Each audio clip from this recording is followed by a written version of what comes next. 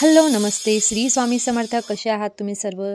आणि तुमचं सर्वांचं पुन्हा एक वेळा स्वागत आहे तुमच्या आपल्या आवडत्या चॅनल लक्ष्मीज लाईफ अँड स्वामी सेवामध्ये. आपल्या आयुष्यात आपण कितीही सुखी असलो तरी देखील दैवशक्तीशिवाय आपल्या आयुष्याची नाव कधीच तरू शकत नाही. आपल्याजवळ सर्व काही असून देखील मानसिक समाधानासाठी का होईना पण आपण सुख शोधत असतो आणि हे सुख फक्त आणि फक्त देवांच्या चरणांजवळ मिळते. मग तुमची श्रद्धा कोणत्याही देवावर असू द्या किंवा स्वामी महाराजांवर असू द्या, तुमच्या आयुष्यात येणारी संकट तुम्हाला दूर करायची असतील तर स्वामींची भक्ती केल्याशिवाय पर्याय नाही. तुम्ही भक्ती तुमच्या श्रद्धेनुसार कोणत्याही पद्धतीने करा. आज आपण या व्हिडिओमध्ये स्वामीचरित्र सारामृत पारायणाचे फायदे आणि नियम पाहणार आहोत. त्यासाठी व्हिडिओ पूर्ण बघा. स्वामीचरित्र सारामृताचे नियम. पारायणाची पोथी वाचताना आसनावर बसून पोथीला वंदन करून आणि त्यातील अर्थ नीट समजून घेऊन शांतपणे वाचन करावे. कारण आपल्याला प्रत्येक अध्यायामध्ये स्वामी समर्थ महाराजांच्या वेगळ्या वेगळ्या लीला कळत असतात, तर शांततेने आणि श्रद्धेने पोथीचे वाचन करायचे. त्यानंतर पोथी वाचताना श्री स्वामी महाराज आपल्या समोर साक्षात बसलेले आहे असा भाव मनात ठेवावा आणि चित्त प्रसन्न असावे. कारण ज्या वेळेस आपण स्वामी महाराजांचे स्मरण किंवा त्यांचे पोथीचे वाचन करतो तेव्हा स्वामी समर्थ महाराज हे आपल्या जवळच असतात. आणि आपण जर का रागामध्ये किंवा मन स्थिर न ठेवून फक्त आपल्याला वाचायचं आहे म्हणून वाचली तर तेही स्वामींना आवडणार नाही. कारण तुम्ही त्यांचे नामस्मरण करताय आणि ते फक्त गडबडीमध्ये तुम्हाला एक वाचन करायचं आहे म्हणून करताय तर तेही स्वामींना आवडणार नाही.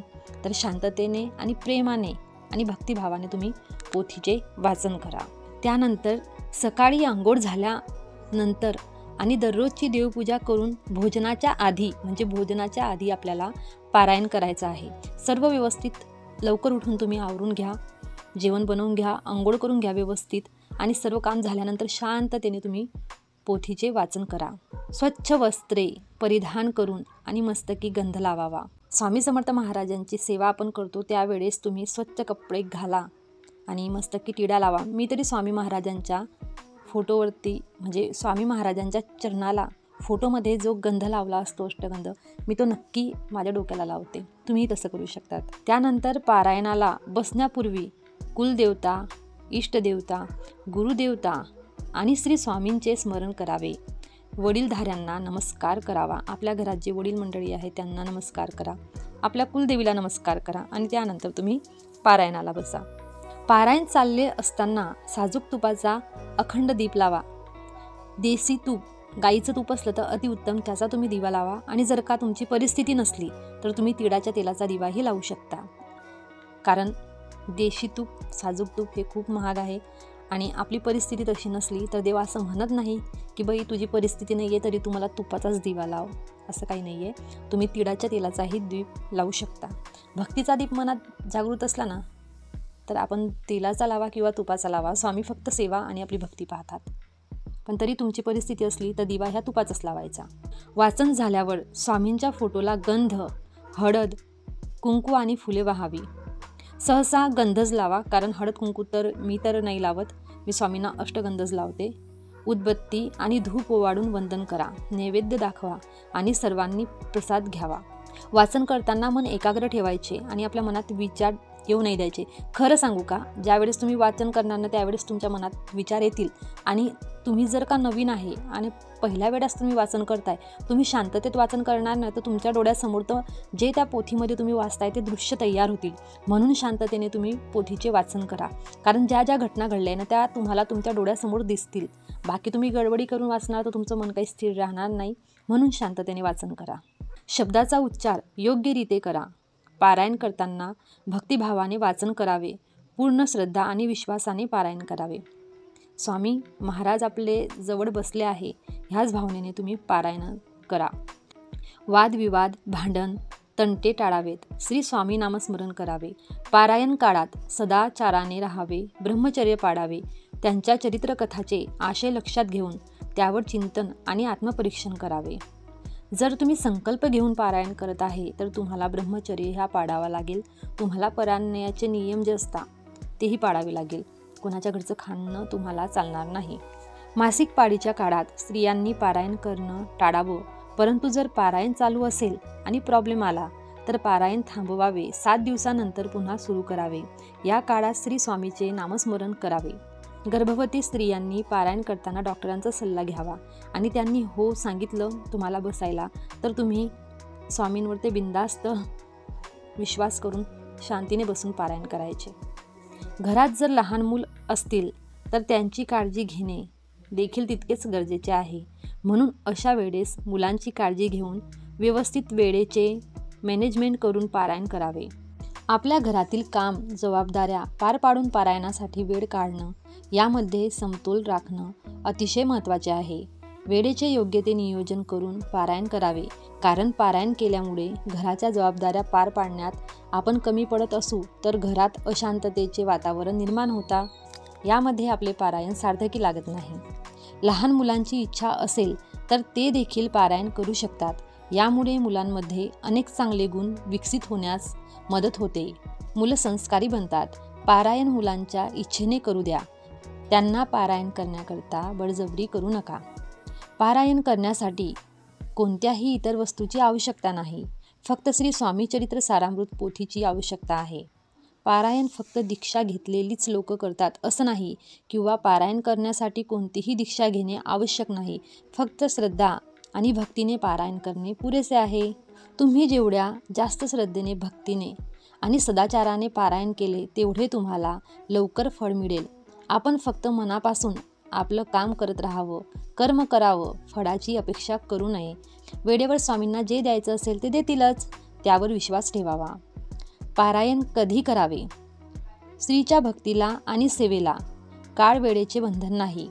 तरी पारायणासाठी सोमवार, गुरुवार आणि पर्वणीचा काळ उत्तम मानला जातो.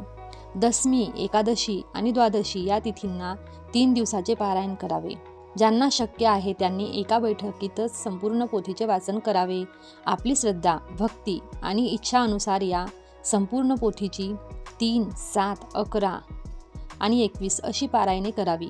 किंवा रोज एक अध्याय वाचला किंवा ऐकला तरी चालेल.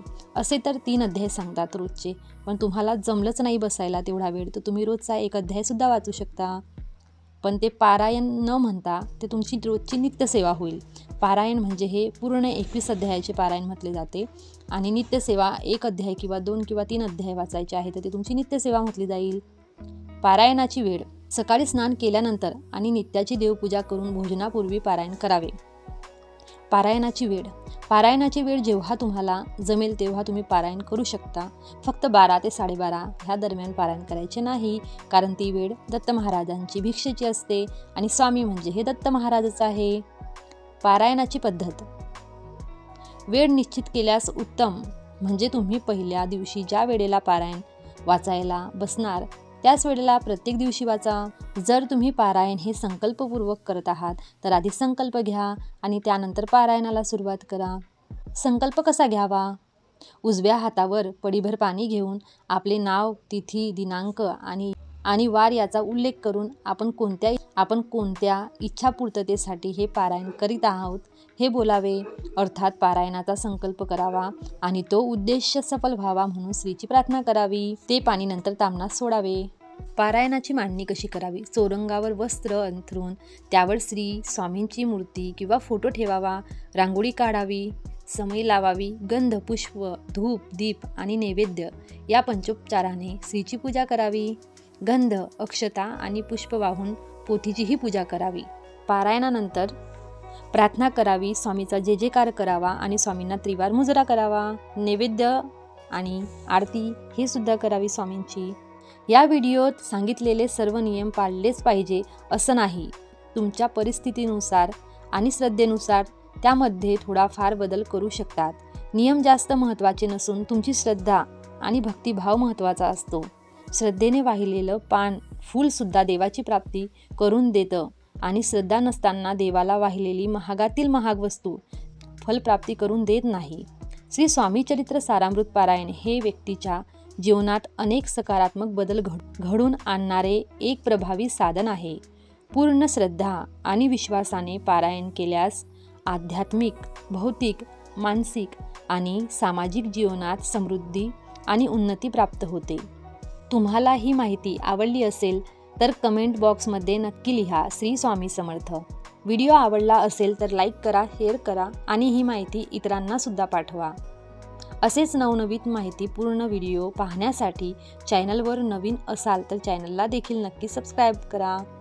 व्हिडिओ शेवटपर्यंत पाहिल्याबद्दल खूप खूप धन्यवाद आणि स्वामी समर्थ महाराज तुमच्या सर्व चांगल्या इच्छा पूर्ण करो अशी स्वामी समर्थ आईंना प्रार्थना करते आणि आजचा व्हिडिओ इथेच संपवते. श्री स्वामी समर्थ.